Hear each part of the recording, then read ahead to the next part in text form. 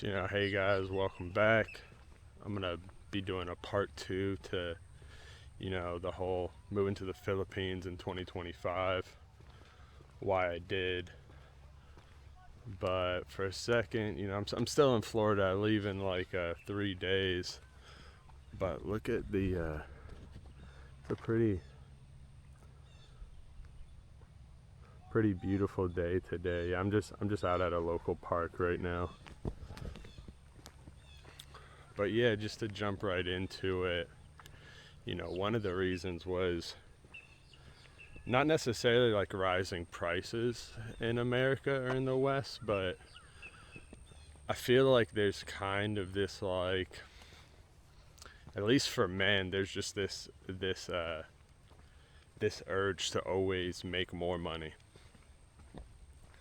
I before I resigned from from my last career choice,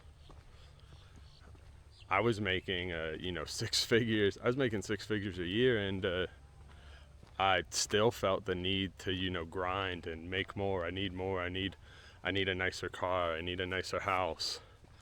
I need to have more money in my savings account. I need to invest more.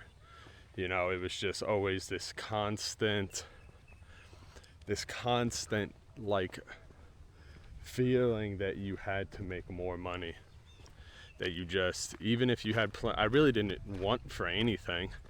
I wasn't struggling, anything like that.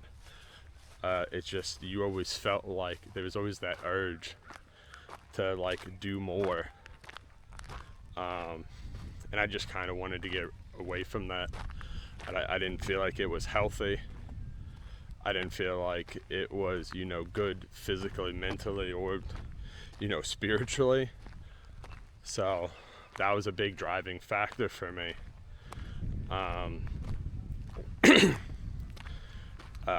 These are just like some things that I didn't think of for the first video.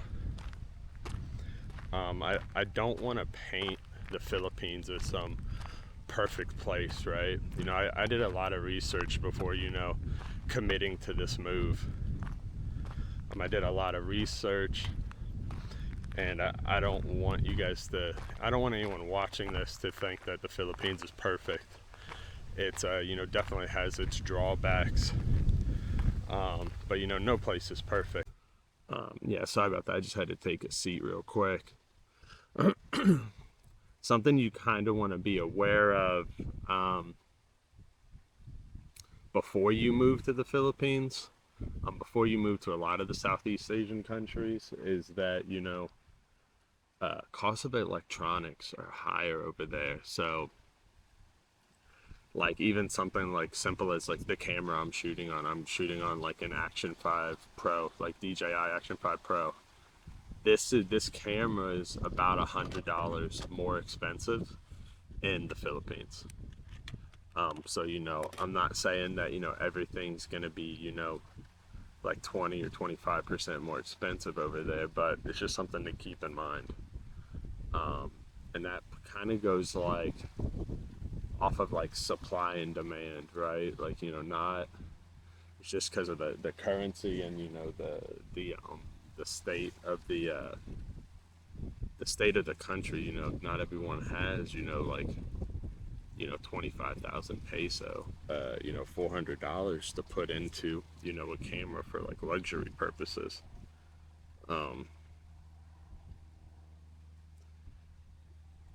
Sorry, I got something in my eye.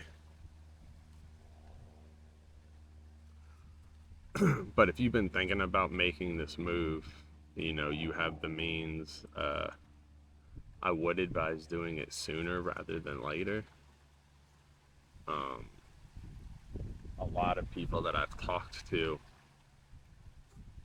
that had the means and just were skeptical or hesitant, or just didn't feel like they were just like never done something like this before. Um, they regret doing it.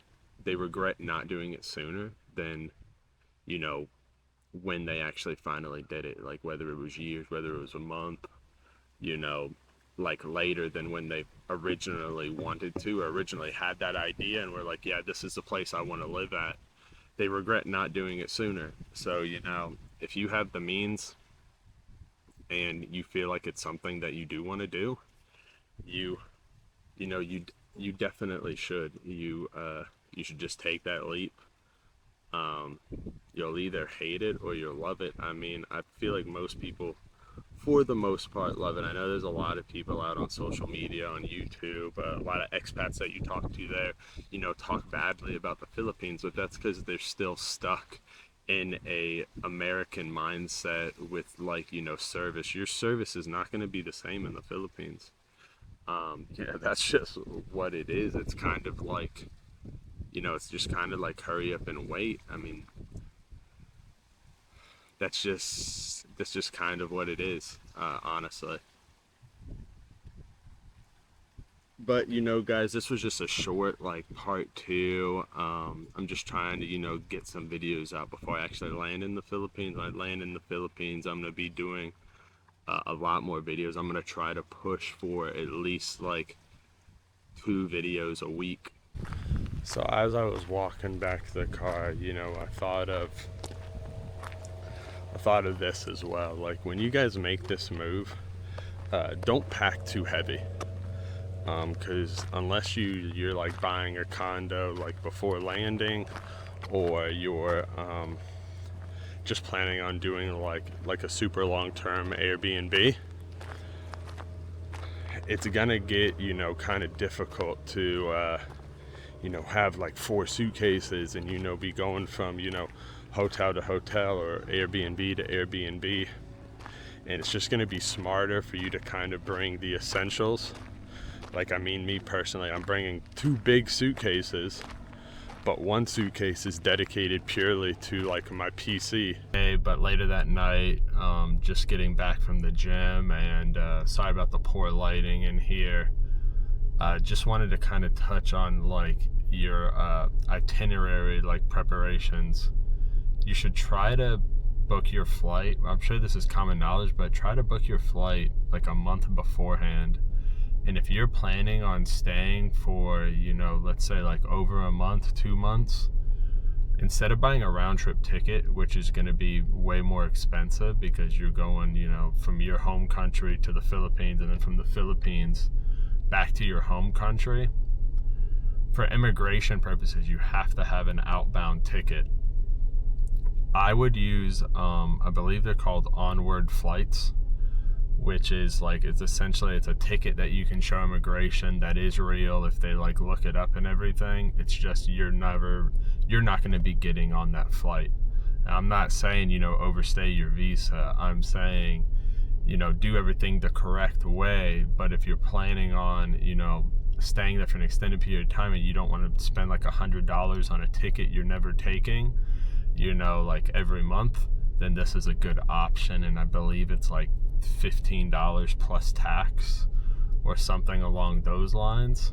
It's at the very least, it's something you should look into. It's what I've always done, and I've never gotten in trouble for it, or I've never ran into any problems.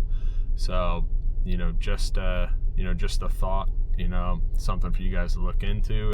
But yeah, it's just something you guys might want to look into. But with that being said, that's all for now, guys.